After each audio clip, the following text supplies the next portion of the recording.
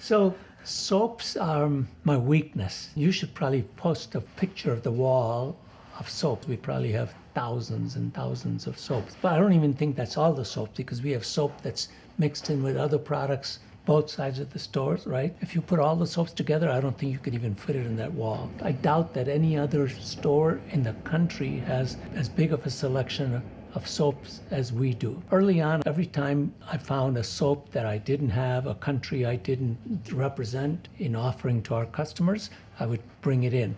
And of course, I became sort of a connoisseur of soaps. Not all soaps are equal. So soap by nature is something you wash, and it's a detergent, you know. The ones you buy in drugstores, they are very harsh. They strip all the oils off of the skin.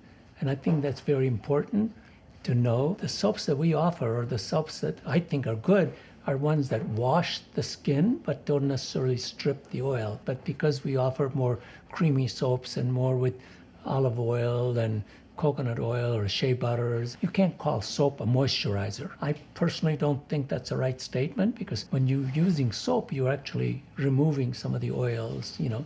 So you want to take the soap that's the least stripping, least harsh on your skin. So today you asked me to talk about my favorites, 5 favorite, which is nearly impossible to do, because I've brought in just about every soap that we have.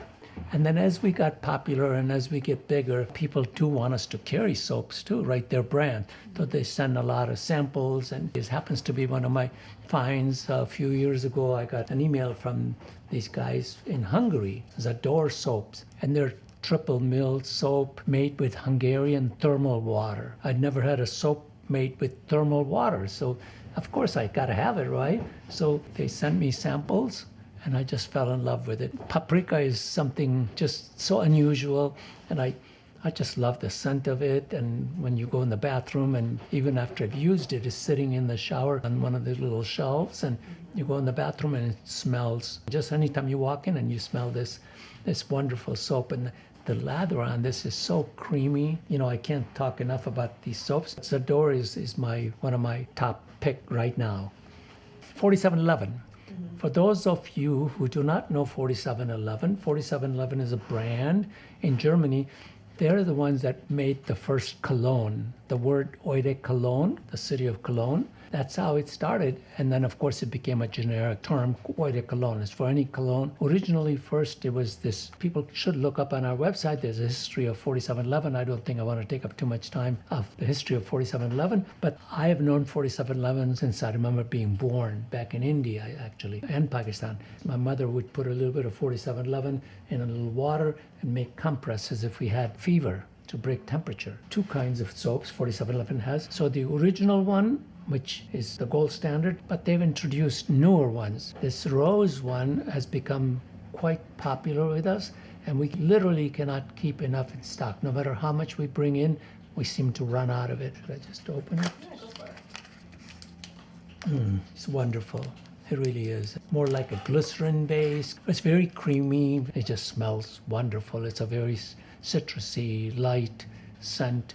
Summer. One tidbit I could say, young ladies your age would come in the store and say, smell the 4711, say, it reminds me of Oma. Everybody's Oma smelled like 4711. Years ago, Lufthansa, if you flew Lufthansa, they would give you these little towelettes, which we sell downstairs. They're soaked in 4711. Oh, wonderful. And every Oma had 4711 little bottle in their purse. Strongly recommended. Any of the soaps you buy from us, everybody's gonna love it anyway. Oh, let's talk about another German soap, huh? Speick. Speick is a brand that I've known since I took over Merz. It's going to be 50 years at the end of this year. And it's one of the products that we had when I first took over and still have it. And it's become so popular, more and more popular. Oh, I just love it. It has alpine lavender, alpine valerian with other amazing herbal extracts. I think this soap is probably about close to 100 years old, maybe 80, 90 for sure. Germans love it, and now it's becoming more and more popular with the American community as well. I think they were known for their shave cream. We still sell a load of shave cream in the tube with a brush. It's very reasonably priced and works amazing. And their deodorants. Have you ever tried their deodorant? Yeah, the deodorant is aluminum free. is awesome. You know, I keep switching, so I never stay with one deodorant. So this is probably the #1 soap sold in our store. It's called the Kayla brand of sea salt soap. So this particular soap is made in the US. I know the woman who made this soap, Kate Smith. I call her friend. Whenever I occasionally talk to her and I remind her, I was her customer before she even sold wholesale. She had a retail store in Rhode Island somewhere. She would sell me some of her stuff. It wasn't too long that she gave up her retail store and went strictly wholesale. She's a great artist, knows how to design products and makes up just wonderful packaging. She's got a nose for picking scents. This became so popular that I think last time when I was involved, it's been a few years since I've been involved in the business, but I used to buy thousands at a time, right? Thousands, literally. Even would have her put away, would give her a forecast for the year so that we would never be without this soap. I hope they still do this, because this is a soap that our customers just come in and buy few. Like on holiday time, that sits at the table, right? One of those grab bag tables. What do they call those little gifts? Stocking stuffer? Stocking stuffers. That's, English isn't my mother tongue, you know. It's really a beautiful bar. It smells very creamy to me, very fresh. And the thing is that this soap, when you start using it, the little salt crystals come out. And that's really amazing. So it's like a little bit of an exfoliant, but not harsh, just enough to feel it. And they make a liquid hand soap, candle, hand cream now, Swedish Dream Sea Salt Soap. That's what it's called. Last one, I think I mentioned Mistral is another one of my favorite brands.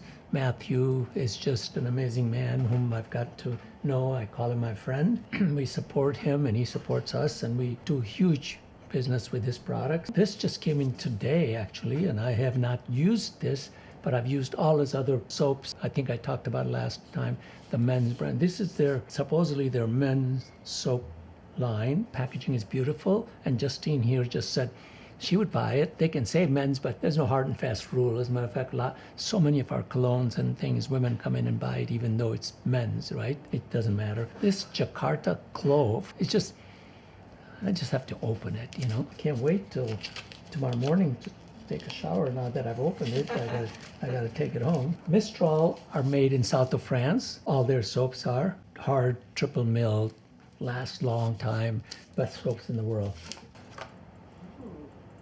Oh God, it's heavenly. Smell it. I don't know how to describe it. They call it Jakarta Clove. It smells like a beautiful soap. It has that clove. Yeah, just balance. Yeah. You know, I could talk about 100 soaps, but let's stop here, right? If you like what I said, and if you like my descriptions and you want to try them, please come to Merz Apothecary in Chicago. Call us. We ship, or order online at smallflower.com. I thank you. And you know, I said that last time too. I have this desire to be complimented. So please, you know, give me a thumbs up. Tell me you loved my presentation, and I'll see if they would keep me doing these things.